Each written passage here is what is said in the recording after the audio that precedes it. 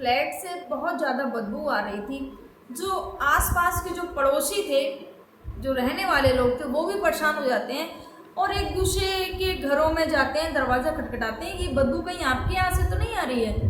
दूसरे पड़ोसी फिर दूसरे से बात करके आपके यहाँ से तो ये बदबू नहीं है, बहुत ज़्यादा दुर्गंध आ रही है। तो जो सारे जो पड़ोसी होते हैं वो इकट्ठा हो जाते हैं। जब एकत्रित सारे पड़ोसी हो जाते हैं उसके बाद में वो देखते हैं कि आखिर बदबू आ कहाँ से रही है। तो वो देखते हैं कि जो एक फ्लैट है उसमें से बदबू आ रही है। उस घर के दरवाजे के पास में जाते हैं तो बहुत ज़्यादा स्मेल आ रही थी, वहाँ से स्मेल आ रही थी। जब उन्हें पता चला कि बदबू यहाँ से आ रही थी तो जो फ्लैट में जो उनके जो भाई थे उनको कॉल किया जाता है, और जब उनके भाई को कॉल किया जाता है और उनके भाई पुलिस को कॉल करते हैं कि ऐसे ऐसे करके हमारी बहन के फ्लैट से बहुत ज़्यादा बदबू आ रही है, तुरंत यहाँ पर पहुँचे। तुरंत पुलिस प्रशासन वहाँ पर पहुँचता है और जैसे ही अंदर से दरवाज़ा बंद था, किसी ने दरवाज़ा नहीं खोला और फिर उसके बाद में दरवाजे वेल्डिंग वाले को बुलाया जाता है। तो दरवाजे को कट करके फिर जाके अंदर जब एंट्री करते हैं तो जितने भी लोग थे सारे के सारे एकदम सन्न रह जाते हैं उस घर की हालत और देख कर के आखिर क्या था उस घर में ऐसा और ये बदबू कैसी थी। जानने के लिए बने रहिए फ्रेंड्स मेरे पूरे वीडियो में। आप सभी को मेरा प्रणाम, मैं सरिता राठौर। कैसे हैं आप सभी फ्रेंड्स। आज की जो मैं सच्ची घटना आप सभी के समक्ष लेके आई हूँ वो उत्तर प्रदेश के गाजियाबाद की है। शाहीबाबाद के सूरनगर रिपोर्टिंग चौकी के चंदर नगर में सुबह फ्लैट में एक बदबू आती है। फर्श पर गंदगी पड़ी हुई है और बहुत ज़्यादा जो लोग थे बहुत ज़्यादा परेशान हो जाते हैं कि आखिर ये बदबू कहाँ से आ रही है। और तभी पुलिस को बुलाया जाता है। इससे पहले हम ले चलते कि पहले आखिर क्या था ये मामला, आखिर क्यों उस फ्लैट से बदबू क्यों आ रही है। तो आपको बताते हैं फ्रेंड्स, यहाँ पर कोमल पत्नी अमित जैन, बेटा तेजस 14 साल का बेटा और बेटी काव्या जो कि 22 साल की साथ में रहते थे। पूरा परिवार एक हंसता खेलता परिवार था। बेटा बेटी माता पिता सब लोग बहुत अच्छे से रहते हैं, लेकिन पिता की मृत्यु हो जाती है। जब पिता की मौत हो जाती है 11 साल पहले, तो ये जो पूरा हंसता खेलता परिवार है इसकी खुशियाँ गम में बदल जाती हैं। पति के ना रहने के बाद में जो कोमल होती पत्नी वो भी डिप्रेशन का शिकार हो जाती है और जो बेटी थी काव्या वो भी मानसिक रूप से उसकी भी हालत सही नहीं थी और जो बेटा था 14 साल का वो भी सही नहीं था। पिता के ना रहने के बाद उनकी जो हालत है वो दिन ब दिन बिगड़ती चली जाती है। उसकी जब हालत बिगड़ती चली जाती है उनके जो आसपास के जो रहने वाले जो पड़ोसी हैं उन्होंने बताया कि भाई ने बताया कि उनका इलाज चल रहा था। डॉक्टर के पास जाते हैं, डॉक्टर में दिल्ली में इभास अस्पताल है दिल्ली में, वहाँ पर उनका इलाज, क्योंकि जब वो घर का जो मुखिया होता है वो नहीं रहता तो एक घर पर जो परिवार में अगर कोई नहीं है संभालने वाला तो उस घर की महिलाओं पर क्या बीतती है वो महिला ही समझ सकती है। लेकिन यहाँ पर एक माँ इस कदर कमज़ोर पड़ गई पति के जाते हैं कि अपने बच्चों को भी नहीं संभाल पाए। ऐसा होता है बहुत सा। और महिलाओं को हमेशा हमें एक अच्छे पड़ोसी एक अच्छे रिश्तेदार होने के नाते अगर कोई इस दर्द से दुख से परेशान है दुखी है तो हमें हमेशा उनके साथ खड़े रहना चाहिए और उनको सांत्वना देनी चाहिए ताकि कोई ऐसे अकेलापन करके अपने आप को डिप्रेशन का शिकार ना हो जाए। यहाँ पर ये परिवार बहुत ज़्यादा मानसिक रूप से बीमार हो गया था जब उनके जो काव्या के जो पिता थे वो जब नहीं रहे इस दुनिया में तो माँ बेटे सब एकदम मानसिक रूप से बीमार हो गए। तो डॉक्टर ने ट्रीटमेंट के लिए सलाह दी कि आप इलाज करवाइएगा। उसके बाद में जो मई कोमल होती हैं वो ठीक है डॉक्टर से बोलती हैं कि ठीक है हम इलाज करवाएंगे अपना, और डॉक्टर को बोलती हैं कि हम आएंगे फिर, लेकिन दोबारा फिर वो जाती नहीं इलाज के लिए, बच्चों की भी अपनी भी दवाई लेकर आ जाती हैं। उसके बाद में कुछ समय व्यतीत हुआ, जैसे कि उनके भाई ने बताया कि जब उनके जीजा नहीं रहे तो उनके जो भाई हैं प्रशांत जैन उन्होंने बताया कि एक बार वो घर पर आते हैं अपनी बहन के, तो फरवरी की ये बात है, फरवरी में अपनी बहन के यहाँ आते हैं तो वो बोलते हैं कि दरवाज़ा मैंने खटखटाया लेकिन दरवाज़ा खोला नहीं। वो काफ़ी देर तक खड़े रहे, कि शायद कोई आएगा, कोई दरवाज़ा खोलेगा, लेकिन किसी ने दरवाज़ा नहीं खोला। भाई भी मायूस होकर वापस अपने घर चले जाते हैं। जब अपने घर चले जाते हैं भाई, उसके बाद में जो अड़ोसी पड़ोसी थे उनका नंबर ले लेते हैं कि कभी बात हो तो कभी, उनका बात भी नहीं हो रहा, लेकिन वो अपने भाई होने का फर्ज अदा कर रहे थे। अपनी जो बहन के अकाउंट में वो पैसे ट्रांसफ़र कर रहे थे, हर महीने में 2 बार रुपए डाला करते। उन्होंने बताया कि जो भांजी, जो बहन की बेटी है, वो 2 बार एटीएम से, जब उसकी मानसिक हालत जब थोड़ी ठीक रहती थी तो 2 बार एटीएम से पैसे निकालते थे। और उसके बाद में जो ऑनलाइन ऑर्डर भी, जो लड़की जो काव्या थी वो ऑनलाइन ऑर्डर भी किया करती। उनके पड़ोसी ने बताया कि ये जो महिला हैं और ये जो बच्चे हैं कि घर से बाहर नहीं निकलते। कुछ दिनों से इन लोगों ने बिल्कुल अपने आप को पैक कर रखा था, कमरे में ही बंद कर रखा था। और जब भी कोई कुरियर वाला आता, जब भी कोई जैसे खाना ऑर्डर किया खाने के लिए, तो जब भी खाना ऑर्डर किया तो क्या होता था कि वो आया कुरियर वाला, उससे अंदर से ही बोल देते कि आप ना अंदर बाहर रख दो, हम ले लेंगे। इतना जब कुरियर वालों को बोलते थे तो वो अपना जो उसका काम होता है, वो अपना भोजन जो बाहर जो ऑर्डर ये करते थे वो रख के और वो चला जाया करता था। ये बात मैं धीरे से चुपके से उस सामान को अपने घर में अंदर रख लिया करती थी, लेकिन कभी भी किसी के सामने नहीं आती थी।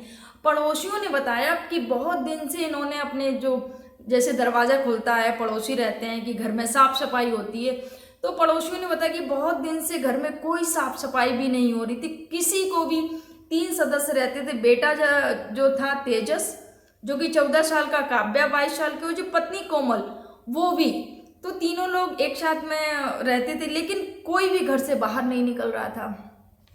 अब पड़ोसियों की मन में था कि घर में तो रहते हैं लेकिन निकलते नहीं है, लेकिन किसी ने भी इतनी हिम्मत नहीं की कि कोई भी जाए और उनसे बातचीत करे। किसी ने ये सब नहीं सोचा। आजकल की इस भागम भाग भरी जिंदगी में किसी को टाइम भी नहीं रहता है कि सब अपने अपने में बिजी हैं। और दिल्ली जैसे शहरों में, बड़े बड़े सिटी में लोग अपने से ही मतलब रखते हैं, सामने घर वाले घर में क्या चल रहा है क्या नहीं चल रहा है किसी को कोई खबर नहीं रहती है। ऐसा ही इस घर में भी हुआ फ्लैट में। तो जब कोई वो नहीं, उसके बाद में एक दिन बहुत ज़्यादा दुर्गंध आती है, और जब दुर्गंध आती है तो आसपास के जो पड़ोसी होते हैं वो इकट्ठा हो जाती है कि बहुत ज़्यादा दुर्गंध आ रही है, कहाँ से आ रही है, आपके यहाँ से आ रही है, बोले आपके यहाँ से आ रही है, नहीं। फिर जाते हैं कि इस घर से हमें लगता है दुर्गंध आती है। जो आसपास के जो पड़ोसी होते हैं बोलते हैं इनके यहाँ से दुर्गंध आ रही है। जब दुर्गंध की बात सुनी तो जो उनके जो भाई रहते थे, जो भाई आए थे, जो पड़ोसियों को नंबर लेके गए थे यहाँ बात करने के लिए, तो उन भाई को कॉल किया जाता है, जो कि भाई ने 10 साढ़े 10 बजे सुबह 10:30 बजे करीब दिल्ली चावड़ी बाज़ार के जो रहने वाले हैं निवासी प्रशांत जैन, वो वहाँ पर पहुँचे, क्योंकि वहाँ पर उनको बुलाया गया कि ऐसे ऐसे करके बदबू आ रही है आपकी बहन के यहाँ से, इस फ्लैट से। तो वो जैसे ही वहाँ पर पहुँचे उन्होंने भी वहाँ का देखा कि सच में बदबू आ रही है घर से। अब भाई बहुत परेशान, भाई ने पुलिस को सूचना दी कि ऐसे ऐसे करके हमारी बहन जो कोमल है उनके यहाँ से बदबू आ रही है। और उन्होंने टीम को, जो पुलिस थे वहाँ पर, तुरंत वहाँ के जो थाना अध्यक्ष प्रीति सिंह टीम को लेकर फ्लैट पर पहुँचती हैं। जब वो फ्लैट पर पहुँची वहाँ पर तो दरवाज़ा खटखटाया गया, लेकिन अंदर से किसी ने भी दरवाज़ा नहीं खोला। जब दरवाज़ा नहीं खोला, काफ़ी देर हो चुकी थी, दरवाज़ा नहीं खोला, तो जो वेल्डिंग करने वाले होते हैं उनको बुलाया गया। उस वेल्डिंग से जो दरवाज़ा होता है उसको कटिंग करवाया गया। जब दरवाज़ा कटिंग कराया गया, उसके बाद में जो पुलिसकर्मी होते हैं, जो भाई होते हैं, जो अड़ोसी पड़ोसी होते हैं, वो सब जब घर में घुसते हैं तो वहाँ का जो मंजर होता है वो देखकर सब सन्न रह जाते हैं। देखते हैं कि कचरा पड़ा हुआ है, गंदगी पड़ी हुई है फर्श पर, और उसी फर्श पर 14 साल का तेजस, जिसके शरीर से बदबू आ रही है, उसकी बॉडी वहाँ पर पड़ी है, अर्धनग्न अवस्था में उसकी बॉडी पड़ी है। और उसकी बॉडी के आसपास जाले लग गए हैं, जो मकड़ी के जो जाले होते हैं ना वो भी लग गए हैं, और आसपास कूड़ा कचरा, बहुत ज़्यादा गंदगी वहाँ पर पड़ी हुई। जब ये सब जैसे ही घुसे, बदबू के मारे सब हाल बेहाल होने लगे। सभी ने अपने अपने मुंह को बंद किया, नाक को बंद किया, क्योंकि बदबू से वहाँ पर सांस लेना मुश्किल हो रहा था। जो जिसने भी वहाँ पर एंट्री अंदर की तो उनका सांस लेना मुश्किल हो रहा था। उन्होंने जब इस तेजस की जो कि 14 साल, उसको जब देखा मृत अवस्था में, और जो दोनों माँ और बेटी थी उनसे पूछा तो वो बस कुछ नहीं, वो बस देखकर, उस बच्चे को देखकर वो हंस रही थी। कोई जवाब नहीं। अब पुलिस भी परेशान कि आखिर इस बच्चे की मृत्यु कैसे हुई। देखा, पुलिस का कहना यही है कि फ़िलहाल बच्चे की जो मृत्यु है वो 2-3 दिन हो गए इसकी जो बॉडी है, क्योंकि वो बॉडी बदबू मारने लगी। और यहाँ पर पुलिस ने जायज़ा लिया, पोस्टमार्टम के लिए उस बॉडी को भेज दिया, और पोस्टमार्टम रिपोर्ट आने के बाद नहीं पता चला। फ़िलहाल बच्चे की बॉडी पर कोई भी निशान नहीं थे, मारने पीटने के कोई भी निशान नहीं थे, बस बॉडी हल्की सी बदबू आने लगी थी, उसमें सड़न हो गई थी। फ़िलहाल तो पोस्टमार्टम के बाद ही पता चलेगा आखिर कैसे मृत्यु हुई। लेकिन जो आसपास के जो लोग हैं, जो पड़ोसी हैं, वो यही बता रहे थे कि तेजस कुछ दिनों से बहुत ज़्यादा बीमार चल रहा था। आसपास के जो लोग हैं उनका कहना है कि तेजस कुछ दिनों से बहुत ज़्यादा बीमार चल रहा था, और उन्होंने बताया कि जब वो बीमार चल रहा था उसी दौरान इन लोगों ने अपने आप को पैक कर लिया। किसी से कोई बातचीत नहीं करते थे, डिलीवरी वाला आता था तो भी अंदर से ही बात करके और ले लिया करते थे भोजन। किसी से ये बहुत, इनको किसी ने निकलते हुए ही नहीं देखा। अपने आप को कभी भी किसी के सामने इन्होंने ना माँ और ना बेटी और ना ये जो बेटा। तो ये जो फ़िलहाल पुलिस ने बॉडी को पोस्टमार्टम के लिए भेज दिया गया है। और कमरे में अंधेरा था, जो कमरा था जिस पर जो बॉडी पड़ी हुई थी, पूरे कमरे में अंधेरा और कचरा और गंदगी जहाँ पर बॉडी पड़ी हुई थी। दोनों लोगों को सोचिए, और उस बेटे के साथ में जो मृत शरीर था, वो बहन और माँ उसी मृत शरीर के साथ में 3 दिन से रह रही थी। उनको बिल्कुल नहीं, और वो देख देख कर वह हंस रही थी। उसको तो वो जीवित ही मान रही थी दोनों, कि नहीं ये मेरा बेटा, ये मेरा भाई, ये जीवित है, इसको कुछ नहीं हुआ है।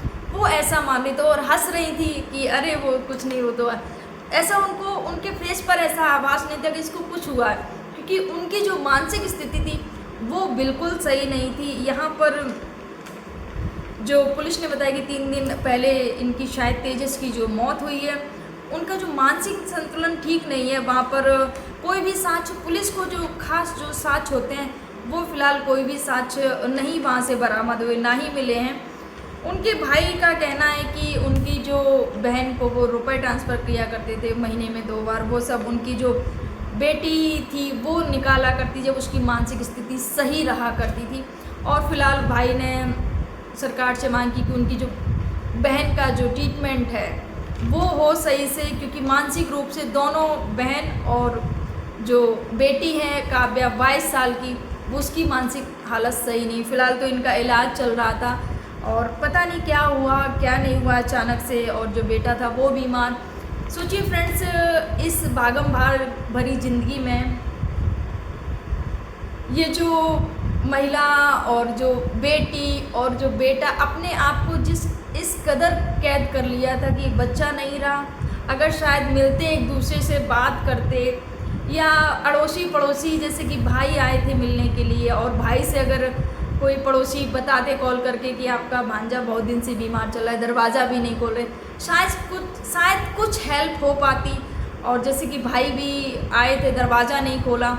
अगर आपके भी आसपास ऐसी कोई आपको लग रहा है कि हाँ ये व्यक्ति मानसिक बीमार है, या कुछ भी ऐसा लगे, तो उनके पास में कुछ समय व्यतीत करिए, उनके साथ में हंसिए, बोलिए, बैठिएगा, ताकि वो जो डिप्रेशन, जो उनके माइंड में जो मानसिक बीमारी चल रही, जिससे परेशान है, वो उससे निकल सकें और किसी का हर एक परिवार बचाया जा सके। फ्रेंड्स, मैं यही कहूँगी, जो घटनाक्रम सुनाने का उद्देश्य किसी को आहत करना नहीं, किसी को परेशान करना नहीं, किसी को दुख पहुँचाना नहीं, बस आपको जागरूक करना है।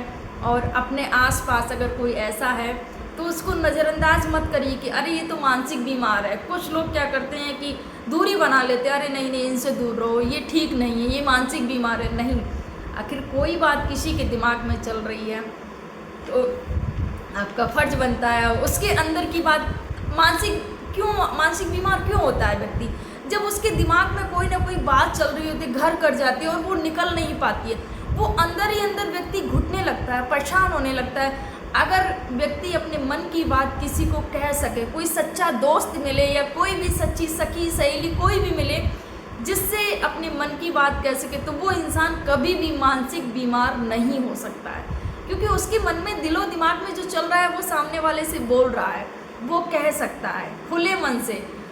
तो ऐसे लोग कभी भी मानसिक बीमार नहीं होंगे। तो अगर आपके आसपास कोई ऐसा है कि आपको लग रहा है कि डिप्रेशन का शिकार हो रहा है, तो उसकी हेल्प करिएगा, उसकी सहायता करिएगा, उसको विश्वास दिलाइएगा क्या आप क्या चिंता कर रहे हो, क्या सोच रहे हो। अगर और इतना भी आपका भी फ़र्ज़ बनता है, अगर सामने वाला आपको कोई भी अपनी ज़िंदगी की जुड़ी आपको कोई बात बताता है, तो आपका फ़र्ज़ बनता है कि आप उसकी बात को लीक ना करें, इधर उधर ना करें। क्योंकि जब भी कोई आपको अपने दिल की, अपने मन की जो भी परिस्थिति वो गुजर रहा हो, तो आपको बहुत कुछ मान कर अपनी मन की बात को शेयर करता है। तो फ्रेंड्स, इतना भी करिएगा कि किसी से उस पर्सन की बात, उस व्यक्ति की बात दूसरे व्यक्ति तक मत पहुंचाइएगा कि हाँ वो तो ऐसी कंडीशन से गुजर रहा है। अगर आप उसका सच्चे मन से साथ दे रहे हैं तो इतना ज़रूर करिएगा। मैं फ़िलहाल यही कहूँगी, ये जो घटना थी काफ़ी दुखद थी। एक जो बेटा 14 साल का, जो कि अभी कुछ उम्र नहीं थी, बच्चे की ज़िंदगी की शुरुआत ही होनी थी और उस बच्चे का जीवन समाप्त हो चुका है। फ्रेंड्स, ये मानसिक बीमारी के कारण, डिप्रेशन का शिकार अगर नहीं हुए थे ये लोग, तो शायद ये हंसता खेलता परिवार आज ठीक ठाक होता और बच्चा तो जा चुका है, जो कि 14 साल का बेटा शायद जीवित होता, इस दुनिया में होता। फ़िलहाल बस यही दुआ करूँगी जो माँ और बेटी हैं उनका जल्दी से जल्दी अच्छा से ट्रीटमेंट हो, ताकि वो इस डिप्रेशन से बाहर निकल सकें। कैसी लगी आपको ये मेरी बात? अगर अच्छी लगी तो कमेंट जरूर करिएगा। फ्रेंड्स, आप सभी को मेरा प्रणाम। जय हिंद, जय भारत, जय सिया राम, राधे राधे। आप सभी को सावन के पहले सोमवार की हार्दिक शुभकामनाएं।